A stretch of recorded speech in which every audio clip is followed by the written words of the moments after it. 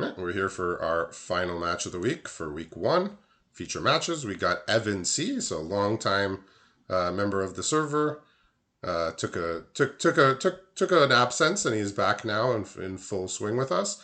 And he's playing against Eric S. So he's been around with us for 4 leagues. Both players are in their first feature match, so that's sort of a theme for the evening. And we see Eric off to. He start with this one drop Icker drinker. What else is he holding there? Well, he currently has one of the best multiverse legends in his hand, Grim Corpseborn, Yeah, just that's a a good one. machine that can untap itself at instant speed if you see a creature. Other cards he has are Meeting of Minds, very good convoke draw cards, and Furtive Analyst and Oculus Whelp with just some creatures. Yeah, so he's playing some pretty middling creatures, but that might be in an attempt to, shave off the third color and just play two. So deciding Yes. here to not play the Furtive Analysis and definitely put a kite sail on this 1/1 lifelinker. I mean, this is going to be an annoying threat to deal with. We see an invasion Yeah. of Ravnica get milled on one side, and then we see a Rankle and Torbrand get milled on the other side. So, there are some powerful cards in these decks, but Evan also has. We saw Bob running this before. I assume pretty much anybody who has access to Lutri is going to be, at least making a very, very big effort to put it as their companion.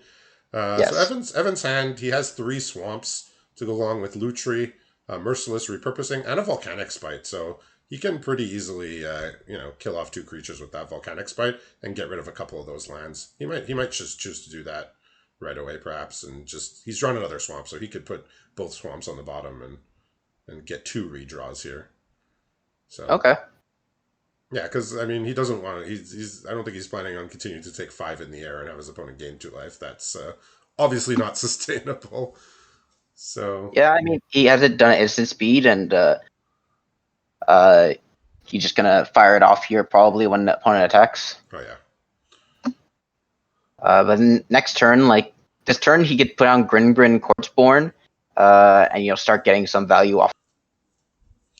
I will say with a card like Ephara's Dispersal in the format, maybe you want to fire it off right before they attack. Just you see they're playing blue.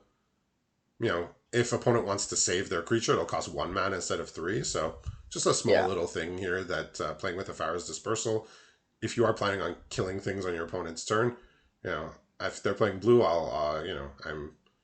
I'm favoring to do it just before they attack. So make Okay. cost 4 mana to save, but you know, not a big deal, but just that's a card very specific to this format.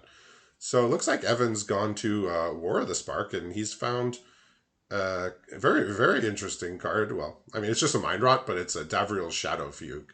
Oh, yeah, So that card was great. yeah, so he does have the Merciless Repurposing here to get rid of this Grim, but he doesn't have to until he sees another creature. He can just let Eric cast a creature or incubate his token. So he's actually just gonna let Grim do its thing, I suppose, for the next turn.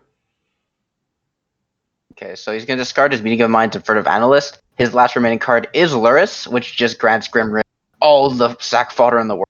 Oh, he can just keep replaying his Icar. Okay. Yeah. So Grim is gonna get a turn here. I don't know if I feel. I mean, I know hitting a Mind Rod is good, but I don't know how I feel about allowing Grim to attack here. Like now you just get to play your Icar Drinker here off Luris. It's probably gonna prompt him to ask him if he wants to use the or drink Icar Drinker ability or cast it. Yeah, as it did. And you're just gonna be able to untap Grim with Icar Drinker, and Grim will probably just take down this free Yeah, denying it. yeah. I'm used to Luris coming into play and then like a bunch of cards coming like to the side there on top of the screen, but it was just the Okay. Icar Drink and it was already there, so it just kind of stayed there. Yeah, like I Yeah. said, I'm surprised he allowed this Grimgrin to actually attack because he had the onboard creature with the incubator Yeah. token. So it wasn't like, oh, he has to draw a creature and I just mind rotted him, so maybe he doesn't have one. Yeah, and the worst possible thing is that he has a corrupted conviction in hand, so if he lets Grimgrin untap, he won't get super out by the merciless repurposing, and he will even deny the token if Evan passes the turn here. Yeah, like I said, I'm surprised he even allowed it to go in the first place, and it looks like he is gonna just try and get it with the repurposing, but it's not I will gonna do it in work. response to the sack trigger of Ichor Drinker. Yeah. But So here comes the Ichor Drinker. Okay, he is gonna put on the Kite Sail for good measure. It actually would be lethal, right? yeah, we'll untap it. Then we'll go in for lethal. Yeah, so getting a little fancy here with merciless repurposing. I mean, obviously he can't know that the last card is the sack card, but it is gonna work against him here.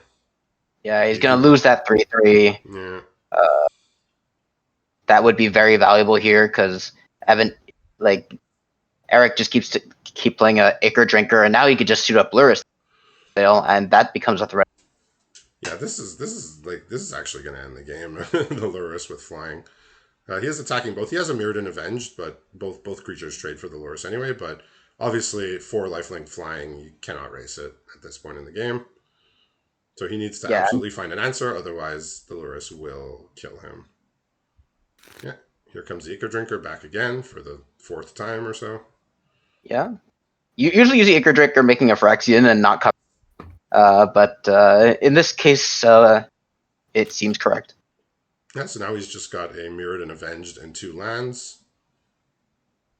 So interesting here, if Eric does block the Ichor Drinker, he will lose the Lurus, because Jury can deal 1 damage to Lurus and then he can kill it off with the Mirrored and Avenged. So he might have walked into a way to kill the A Lurus here. pitfall. Yeah, Yeah, pitfall. But then he just decides I don't need to block this. I'm yeah, he not really doesn't. Yeah, taking any effective damage because Luris. He also has lethal on the swing back. yeah. So he said, well, he gave his opponent a chance to throw the game, and opponent declined. All right, so yeah, so this is a Grixis deck for Evan. He has his blue cards appear to be Halo Forager and Rouse Outburst, from what I can tell here. Okay. We're getting some cat emotes in the from the audience here for Luris. So Yeah. Evan does have some bombs here at the top of his curve. Looking at you, hoarding Broodlord, Breach the Multiverse, and Gyruda. So Oh yeah. Those are good ones. he's got a very threatening top end. Did you get a good look at Eric's deck there? No, he immediately submitted. Just Okay. again, week one, 2 colors. Yeah. Nope, not really a sideboard. Just Me. instantly submit. I've been there. I think a lot of us have Okay. been there. So Eric, starting hand very similar to the first one. Okay. Kite Sail has an Ichor Drinker, but instead of the Grimgrin this time, he has a Heated Sugu Irie. Okay. Well, that's scary in its own way as well. It doesn't like instantly take over the board as much, but it does offer you a lot of value. It also is just like a huge flyer, so it equally terrifying. It's a 5 mana flyer that draws a card, so I don't, you don't have to tell me more. Evan's hand, he has some interaction. He's missing lands, but he does have a Guild Globe that can draw him a card. That was the little mana fixer Okay. from War of the Spark. He's Oh got yeah. the Invasion of Asgol, Final Flourish, Davriel's Shadow Fugue, and kind of the star of his hand maybe is going to be the Mayhem Devil from War of the Spark. So that's a fun one to open. So would you remind me what are his sack outlets here? Well, even just in his hand now, he has a Final Flourish as a sack outlet. Oh, and the So Guild Globe does stack as the well. Guild Globe will sacrifices itself. Yeah, the Mayhem Devil. Believe it's a 3 mana 3/3. Whenever you I think it's whenever a player sacrifices a permanent, it deals 1 damage to anything, including creatures. Okay, okay. So yeah, that was a constructed All Star, but also very good in War of the Spark. But Yeah. that was a menace with those the cat oven decks there, the Cauldron Familiar. Evan could potentially even get that if he went to Eldraine. Get the cat and the oven with the Mayhem Devil. I mean, look, a cat was banned in Standard. It was only the second time that's ever happened. Yeah, What was the first cat? it was the Felidar Guardian. Oh, of course, yes. With the Saheeli combo. Yeah. All right. So yeah, Evan's drawn a Phyrexian Gargantua, which is of no help yet, but just a very nice value card. And he's got the completed Huntmaster as well, which he drew for turn. But he's going to start off with the Mayhem Devil. You know, he can That sack the may Guild Globe and he can just pick off this Ichor Drinker if he decides he wants to.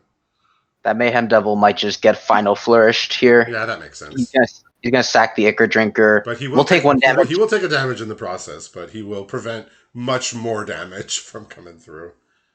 Well, I guess Eric could actually attack first, right? Because like if he takes the block, you can finish it off with the final flourish and not take that one damage while also gaining one life. Yeah, I guess So there's no reason not to attack. So yeah, he's taking a moment to survey his options here, but I imagine he wants to get that off the board sooner than later. yeah, Black Red does have a decent amount of sack synergy in the actual set of Mom. So Yeah, you know, like I'm the type of person when I see a threat, I want to try and get it off before it can do its thing. And we saw sort of Evan get like just slightly punished for that last game with the waiting to kill the Grimgrin and getting not getting a 3/3 out of it. yeah, So, what other options is he thinking about here? he could play Luris, but Luris would get nothing. It just leaves itself vulnerable without getting any value. Uh, he could also just kite sail up his Ichor Drinker, but on board, he has an answer. Evan just has an answer to it by just sacrificing the globe. Yeah, that doesn't seem to be a great one. But we'll see. Maybe he just doesn't want to use the final mayhem double is worth it because it's only removal and maybe wants to get something bigger. Yeah, Mayhem Devil's the kind of card though. If the opponent's deck is built right and you even give it one turn, sometimes I mean maybe not unlimited as much, but um, you know it starts to go off, right? Yeah. It's a dangerous potential, and we already see there's an onboard sacrifice here. So he's taking his time here. I hope he's not disconnected or anything. I don't think he has. No. Yeah, his mouse is moving, so Okay, yeah, no, just he's just taking a moment here. Like this is you know you just want to make the right play, or okay. maybe So he just he's just wants to. thinking. Yeah, he's just thinking it's like maybe does only the Guild Globe is the only thing he has to sack, so it will only ping his thing down and attack for 2. Yeah, just get in while he can with it, I suppose. Yeah, and then next turn, if he kills off his Ichor Drinker, he could play Luris and then cast it. Oh, can't recast the Ichor Drinker because he does not have a third black source. Well, Evan has drawn a War of the Spark begrudgingly playable card titled Prismite. It's a little Yeah, yeah, mana filter, 2 mana, 2/1. yeah. If Not, you're playing 3 colors, very yeah. necessary evil. I mean, he's just splashing, I believe, two, maybe 3 cards, so it's not a huge liability, but yeah, Prismite you don't really want to run it very much. Yeah, but he's eliminating the downside of potentially having those cards stranded in his hand. Yeah, so of note, he has not found a fourth land, so but he's still able to cast. You know, 4 out of 6 cards in his hand are still castable. Just has to decide which ones. Looks like he's gonna make use of the. He doesn't actually need the mana fixing, but it looks like he's just gonna take advantage of this opening to kill this. Kill that, draws a card, maybe find the land. Yeah, so now Hunt Master with the Mayhem Devil. If there's enough food to serve to it, you know, we can start Yeah, getting the ball rolling here. He does want to pick up those lands, but for now he's got the board. But well, you know, obviously Eric has a chance to put something good in play, Aloris, or perhaps something else. with that, like Eric kind of lost his ideal sack target because now if he wants to kill anything, he'll have to sack his like kite sail or sack the incubate token you get off the Ichor Drinker. Like the front side Ichor Drinker is like the ideal thing to sack. Yeah, I mean, if he plays Loris, it's just going to get hit by the final flourish, and then he's going to take 5 and be pretty far behind. But um, looks like he's in danger of falling behind almost no matter what he chooses to do this turn. Yeah, he's drawn that swamp though, so he can Okay, play Luris and replay his Ichor Drinker. that's probably the play, but we'll see. We'll see what he decides. It's a tough spot here. Yeah. Technically, Evan could answer just this play with just like Final Flourish sacking something. That's not the Mayhem Devil, at least. Yeah, I mean, like I said, Loris just dies to the final flourish without a sack. Yep. So again, you know, wants to make the right play, taking time to think about it. See what he comes up with here. It's like in his he doesn't even want to like realistically exile the Ichor Drinker because that's his only target for Luris. But also he's like thinking, if I play Luris here, it just dies. Yeah, not sure what the oops is all about there, but okay. So he's gonna go for Luris, but not replay the one drop.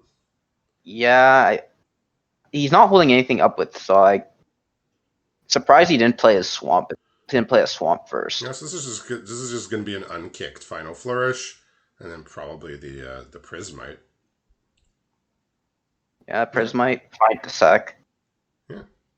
So I will take this time to shout out Evan. I did mention he was a longtime member of our server. He was very active in the early leagues. He won one. He was actually I'll give him a shout out. He was actually the first one to do coverage of a top eight. And then when he took a step back from the league, I sort of picked it up and ran with it. It was something that interested me. But he was the one who got the ball rolling on that. It was his idea to say, why don't we cover a top eight? So yeah, he's been with us here for a long time. Like I said, he took a break from Magic and wasn't active in the server, but now he's back in full force. So we're happy to have him in the feature match here. So what's Eric thinking about for this turn? I guess Just similar thoughts to last turn, but probably just gonna end up playing his rare here. He did Sugu and Kyrie. It just kind of just demands an answer because yeah, Evan can't really get through it. he does have the answer with the invasion of Asgol, but if Eric clocks that a removal might be on the horizon, he can hopefully put a spell on top and at least get some value. Maybe remove one of the creatures. What did he pick up here? He has decided to put back Invasion of Kamigawa and Tenured Caster. Both of them are cast if the Hidetsugu Yeah. dies. Did he have But an option of putting a spell, an instant or yes, sorcery? he had the option of putting back like some Final Flourishes, which I Oh, think might have doing some both. I think he could have just done it and just cast the final flourish, and you get. Oh, he does get to. Yeah, he does get to do that. So he even deals him extra damage here because his he made his opponent sacrifice a creature, and then he gets to deal extra damage. So he's gonna get quite he's getting quite ahead here. So Eric's gonna need Yeah, something that answers multiple creatures, and by that we basically mean some sort of board wipe. yeah, he's probably gonna fire off a Final Flourish, kill off this flipped Ashen. I can't really read Ashen. It's a Well, Reaper, I the flip side of believe. that battle, It's a Reaper, I believe, the but yeah. Reaper. So he's gonna kill the Ashen Reaper. Hmm. This, yeah, it's not turned out very favorably for Eric here. Like Evan has just kind of like kept deploying creatures, has been killing his opponent's stuff very efficiently, Yeah, and he's probably going to Shadow Fugue this turn to hit the last two cards, or he could flip the Paretic Prankster. He has either way. It looks like things are gonna work out, but let's see how he Shafu decides also to. Shafu also deals 2 damage to opponent's face, right? Right, so he's just doing this, and he's threatening to kill the Oilcaster if it blocks, because he can Yeah, sacrifice something. With his Huntmaster, off go the last two cards, which was a Final Flourish and a land. And Eric's left with very few options here. Edge the Ichor Drinker, and then probably activate it, but and might just be dead on board here. No, he can block both 3 power creatures if the Pyretic Prankster flips. Yeah, the Mayhem Devil will deal damage though if he decides he wants to use the Huntmaster. Like he could upgrade his Prismite into a Oh, 3/3 and deal oh, I know more it is lethal. damage. Yeah, Yeah, it is lethal. then he can untap and do something similar. Activates the 3/3 and attacks all is Yeah, straight up just lethal here. yeah, Unless everything. Yeah, unless you're thinking about Far's dismissal, because yeah. Any two creatures is lethal here, so he just needs to attack in. And we'll get a game. Looks like we're going to a game three. So for the first time tonight, we get. Looks like we're going to get a third game. They will get to mill, so they will see an extra card. I didn't catch what card was milled on Eric's side there. it is a protocol knight. Yeah, it was a blue card of some kind. All right. Yeah. Yeah, just not being able to fend off the onslaught of pressure that Evan was putting on. Yeah, so Evan's got a pretty focused black red deck. Like this is not a spells deck in the sense that we saw earlier with the Lutri deck. But Lutri doesn't have to be a spells deck. It's just you play the normal amount of instants and sorceries in your deck, and it's just good. Yeah, sometimes you just flash it into 3-2 as we saw in the last feature match, but it really shines that it's very versatile and very easy to companion. Yeah, we got a solid, mostly black red deck here with some sack synergies on the low end, and then some really big bombs on the top end. So it looks like a nice pool here. And Evan, he's got another nice little card from War of the Spark here in his hand, Chandra's Pyro Helix, which is you get to split 2 damage amongst creatures or players or targets. Yeah, there's quite a few X1s in this format, so it is not unlikely to get shoots down 2 things with it. Yeah, whenever you can do that, you just feel like you got away with something. So what's Eric's hand looking like here? It looks like just some like creatures that you see from week 1, like his Order of the Mirror, Fitting Garia, Flitting Garia, Yeah, the and Gorilla. the Furtive Analyst Okay, so as creatures. So he will get on the board early, and he can back that up with like a Final Flourish, but he does need to find a bit more like to kind of solidify a uh, board advantage. yeah, Evan's creatures are a little bit more high quality, but we'll see how they match up here. He has a Halo Forager in hand as well. Yeah, He has a that Mountain. card. He has a Guild Globe, Invasion of Mercadia, and a Chandra's Pyro Helix. Okay, so Eric does have the Final Flourish for the Stormclaw Rager. Stormclaw Rager not posing any threat at the moment, so It's figures that can get it whenever. yeah, it just trades or doesn't even block the backside of the knight there if he chooses to flip it. Yeah, like there's no like actual other creatures on board. She doesn't have to fear the activated ability, which is very strong. He actually doesn't have a really good answer to the backside, so he's just going to Pyro Helix now. Yeah, makes sense. Yeah, because the other cards in his hand, like I said, is Guild Globe, Invasion of Mercadia. He drew a Pyretic Prankster, and he has the Halo Forger. So basically, that if Eric flips that, it is going to deal like 6+ damage to him. So he's just going to off that now and play his 2-drop creature, the Prankster. Doesn't want to play the Guild Globe. Potentially can play the Halo Forger next turn. I think he'd rather affect the board first. Yeah, okay. Just have some board presence, and then you could start playing your draw spells, or not even draw spells. I mean, it replaces itself. You don't have a card, but yeah, he'd rather play the creatures first and then play those after. So here's a Furtive Analyst. Not a I card will we've seen. say Not a card we've seen a lot in draft. But when you're in it's week 1, you want to play 2 colors. You play the Furtive Analyst, and if the game goes long, the looting could be good. So, uh, you know, not a it blank is card, not at annoying. all. It is annoying for Evan because even the flip version of Pirate Master can't really attack into that. Yeah, it is a particularly good set of stats against what Evan has going on, and also just like most of what Evan has going on at the lower part of his curve. So is there something here that could actually kill that? Yeah, he drew a Final Flourish for the turn, so he can just get that 1/4 off the board and keep trying to Okay. attack. Yeah, so Evan's basically ignoring this 2/2 flyer for now. He doesn't really have to address it yet. Okay. Yeah, the Halo Forager could come down at some point and get one of his spells in the graveyard and do that for him. Yeah, But if he did, if looks like he might just play. He was thinking about casting Invasion of Mercadia instead. I mean, this swamp okay, four is not like a priority to wipe it off the board. I mean, it's annoying, but it's not a must kill by any means.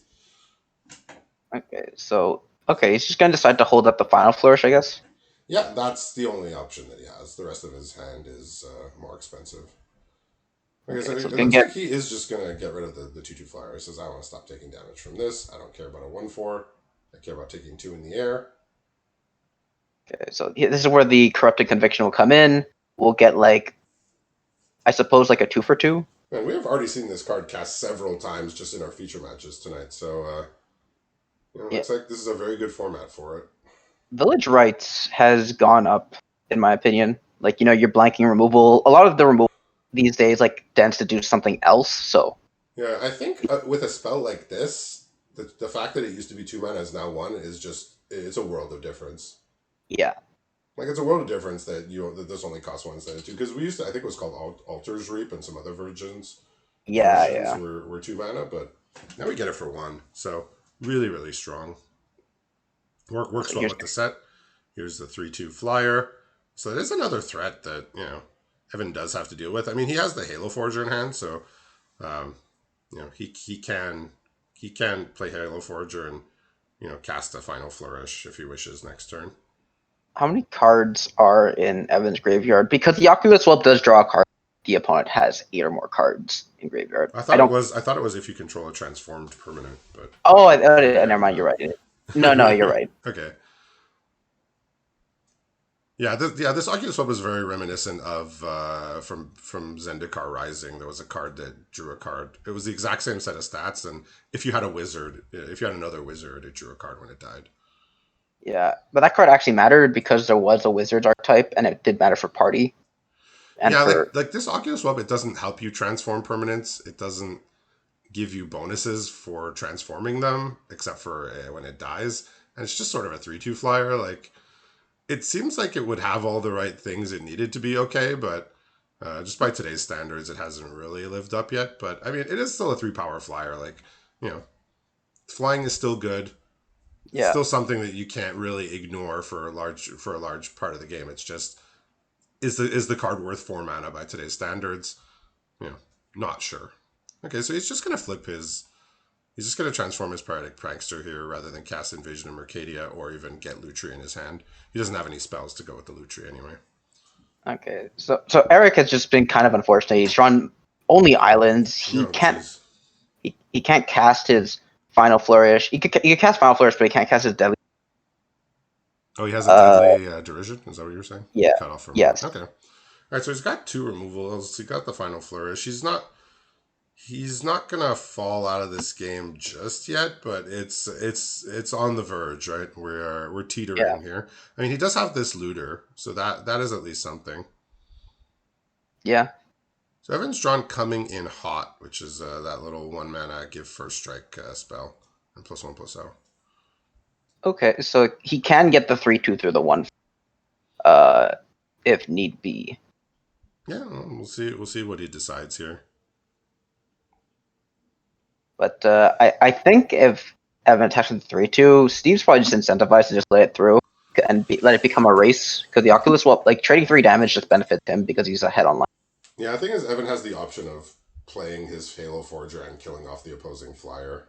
Um, Yeah. but Eric will draw a card if he transforms his token, so it's not all for naught. So it looks like he's gonna draw a card here first before he does anything. Okay. Sacrificing the Guild Globe. I like it. He's drawing Breach the Multiverse, which he's a couple mana away from. So maybe if the game goes long, he can make use of that really big impact card. Yeah, I remember you talking to me about it, and it's like this is playable in the prior set of Phyrexia will be one. Just Oh, too geez, slow. yeah. If that was a card in Phyrexia, it would be like last pick every draft. The card's just just too slow. just could not put it in your deck. But here it is, quite a good one here. Yeah, so he's gonna flip Oh, here. he's gonna attempt the double block. Okay, Ooh. now so Evan's got access to first strike here, so that will knock down the 1/4. Yeah, unfortunate. He, Like, he won't he won't kill both creatures, but it's basically a 1/1, right? yeah, Ooh, he sees a Rouse Outburst on top, so a premium card there. does it to any target, I believe, right? Yeah, it's more efficient than the card we saw during the Scryfall art game, Ember Shot. I'll say that much. Oh yeah, Ember Shot. It's a little bit more efficient than a 7 mana lightning bolt that draws a card, 4 mana lightning bolt that draws a card with selection. He's thinking about just running out Halo Forger here to just keep to just put pressure on, but I think he needs to hold that. Yeah, okay. He's just going to cast Invasion of Mercadia. He's going to discard the Gargantua. He realizes this is looking to be a race. I don't want to lose Yeah, 2 life. I have cards in hand. He's drawn his Hoarding Broodlord, which is the big Convoke Dragon. So, uh, Okay. This is a game though. Eric has drawn his second swamp, so now he has access to Deadly Derision plus Final Flourish in one turn because of the treasure that Deadly Derision would make. okay. I So mean, it's not over. Like Eric tacks Evan down to 8 here. yeah, and Evan is not defending himself this turn. He can untap and start defending himself, but he can kill one of the creatures. Yeah, so he's going down to 8. And he's just gonna pass, and he's gonna make sure his life total. Eric's gonna make sure his life total doesn't dip too low, and try and close out this game in the next couple turns. So Evan is thinking about just activating his Stormclaw Rager to make Eric sack something, but Probably, I don't know if that's the way to start out the turn, but we'll see what he yeah. decides. That was kind of the outcome I was afraid that Evan would do because like now he has this is an option to just kill both of Eric's creatures straight up because he'll have to sack one of them and they could kill the other one with Forager. Yeah, one thing I know about Evan is he thinks a lot about the game, so he makes sure his plays are well constructed. Yeah. I mean, this again, like both players taking risks, not killing things off immediately, and it might just come here to bite Eric in the butt here. Yeah, like I sometimes feel like I'm just like too safe. It's like, oh, I see a threat. If I think it's going to take over the game, I just kill it before they get a chance to do something with it. I don't say, well, I could wait a turn or two, but and sometimes that works out. Sometimes it doesn't. Like you never know Yeah, because of the variance. You never know was it correct or not. But I yeah, tend to try and be safe. So I do fire off my removal maybe a little faster than most people, just because certain things are threatening. But Evan's gonna okay. He was about to start off by attacking, but now he's rethinking if he wants to attack. I think just like he just wants to flip the invasion. He knows he's not gonna like potentially kill his opponent off like immediately. Yeah, he Uh, was basically deciding between attacking the life total or the battle, which is a decision where we're going to be faced with over and over and over again in this format, and yeah, it's just one of the wrinkles that makes this format real interesting. When to attack the battle, when not to. and this is almost a scary spot for Evan because like what happened? He has like this very powerful lined up next turn, and I know he has like a kill spell with the Halo Forger, but what happens if your opponent just somehow kills you before you get to play off your big spell here? It's Yeah, like absolutely. I mean, he has two it big could be mind spells. breaking here. He has two big spells now. He's just going to rouse outburst here. If Eric wants to, he can. Well, no, I don't think he's. No, he's not going to sack it because then he would lose his other creature as well. So he's just going to have He to. He will. He will draw a card though. It looks like he's thinking of killing his own creature here. Yeah, but then he'd lose his other creature as well, right? No, because you kill his own 3/2. Oh wait, no, he could kill the 3/2. He could kill his opponent's 3/2 and sack the Oculus Swap to the trigger. How Outburst would fizzle, and Yeah, that's what he's gonna do. that's That's what an I was amazing thinking. sequence. That's That's an what I was amazing sequence thinking. here. Okay. Yeah,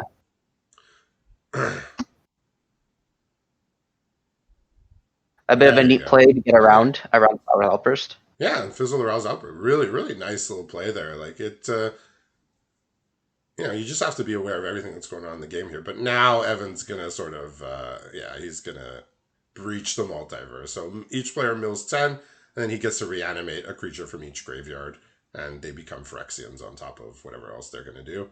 So nothing too crazy in Evan's graveyard here. He obviously has some options. I think he's gonna go for the lifelink creature, consuming Etherborn, and Yeah, then even in opponent's even graveyard we got Huh. Also, nothing of like extreme impact, but a 3/2 flyer looks okay. I would not be surprised to see Evan actually take the net from his graveyard just to get rid of the last card in Eric's hand. Yeah, it could be. Okay, he's taking the 2/2 flitting gorilla rather than the 3/2 whelp. I'm not sure what the exact reason for that was. Oh, that's a top deck. He has drawn Hidetsugu and Kairi.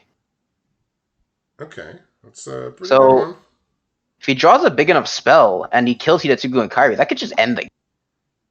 Yeah, and I assume he does want to kill it.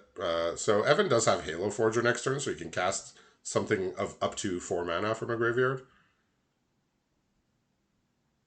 So there's Hitotsugu Kairi. Looks, what is he? Oh, and there's the Gargantua. So if he kills the 5/4, Evan will die from the Hidetsugu and Kairi trigger. Okay, so he's gonna put a Gargantua up on top. Well, Evan doesn't have anything to kill. I suppose he can Halo Forage and he can cast a Final Flourish, but that would be his Final Flourish rather than his opponent's. Yes. So Hidetsugu and Kairi very scary here because like Evan doesn't know a big enough drop on top of his deck. Yeah, it's sort of the fear of the unknown, right? Like, what is lurking on top of the deck here? How much damage will I take if Yeah, I decide to kill this thing? reminds me of the opening of the podcast. What's on top of the deck? What's on top of the deck? John's Yeah. podcast. So yeah, let's. Evan's on a land here, not particularly great. I mean, he could hard cast his 7/6 Brood Lord here, but it still remains to wonder. So what's the other card he put back on top after Invasion under? of Kamigawa. Oh, that's also 4 damage potentially if Hidetsugu and Kairi dies in the next turn cycle. Yep. So Eric has set Uh, himself up here to really benefit. Okay, all right. So he's gonna attack the invasion. He does have the ability with Halo Forger to, I think, cast Chandra's Pyrohelix potentially. oh, if he kills the Fitting Guerrilla, he'll mill the top 2 cards of his deck. I think that's what Evan's thinking. He said, "Well, he probably put some high cost spells there. Well, why don't I attack him with this gorilla, make him mill them, and then, you know, he still might be sad to see what's on top, but at least it won't be definitely a high cost card." Eric should probably block the Etherborn then. I mean, because like this or not block at all because this battle will die regardless. You're not going to take any damage, but this battle will die regardless. You can choose which one to kill. If he takes the Gria, you know what's on top of your deck. It's some good stuff. It's a Phyrexian Gargantua. It's an invasion of Kamigawa. You probably don't want to lose those to just your Guerrilla, so you probably just have to block the Etherborn here. Yeah, With let's see if Eric tracks the fact that this block denies him of that trigger, because he has to, he has to assume that if he blocks, the Hidetsugu and Kairi is going to die somehow, and I think he has figured yeah, that out. So he was sitting there thinking, and he said, "I don't want this gorilla to die. I want those cards." So yep, Evan does gain a few life points here, so he's not immediately dead to the trigger, but this is still yep. going to be a lot of damage that he takes. So Halo Forger's gonna, okay. Hmm. He's trying to. I think he's thinking about bringing Lutri into his hand, but he doesn't have enough mana to do all the things. I don't think. Yeah, so he can Halo Forger and Pyrohelix to kill both things. Yeah, yeah, that's what he's gonna do, and he's gonna. Looks like he's gonna take 6 in the Yeah, he's gonna take process. 6 from this Gargantua, and then he'll get Invasion of Kamigawa, which can tap down the 3/3. Yeah, and he'll have a 2/2 to attack here as well. The He'll have two incubator. two So twos. this is gonna be. He's gonna have an extra 2/2 with the incubator. So looks like this game is gonna be coming towards its end here. It's going down to the wire here. Yeah. Like Evan's gonna be at 1 after this whole turn cycle. Yeah. Evan's gonna see that he was dead if he actually killed it. Yeah, this is a really great game so far. Both players have played extremely well and seen the little things, seen the little things that it's gonna make their game go better. Yeah, he's going down to 1 here. Has to trade off the Yeah, Halo Forager. Uh, yeah. Now like Evan probably has to hold Lutri in hand to like flash it and block, so or doesn't even attack with he's the Gria. so he's got Rankle and Torbran here. He can play that, or he can play the Brood Lord as well. I think he's just playing it safe here. He's just going to play Rankle and Torbran. He's going to hold up Lutri as a blocker. Oh, and he's gonna make both players sack something. Yep. So now it's basically just like if for Eric to have something, it'd have to be like a haste creature or like, So he is sacking that 3/3, even though the ability of the 3/3 is strong, but he just wanted the other creature off the board and he wanted to keep his wow. flyer. And he has Lutri here just as a backup in case there's a haste or something. So we see Rankle and Torbran, but both players have the heavy hitters, right? We have the Breach of the Multiverse, and then we have Hitotsugu and Kairi, and then we have the Rankle and Torbrand. So we're seeing big bombs go back and forth, like a lot of people expected in this format, with the amount Yeah. of really powerful rares. We're seeing them swing the games all by themselves. Yeah, so Uh, this is a 5-4, but yeah. Eric didn't draw a flyer, which means he's just dead to the air. he's just there's five. There's even more than five flying here because of the Rankle and Torbrand trigger. It's Yeah, it's an 7 extra two. damage. So yeah, so we see a well played game, really back and forth, really fun game. So thank you to both players for that great match, and congratulations to Evan for the win. And that's gonna wrap it up for the night. So we'll see you next week.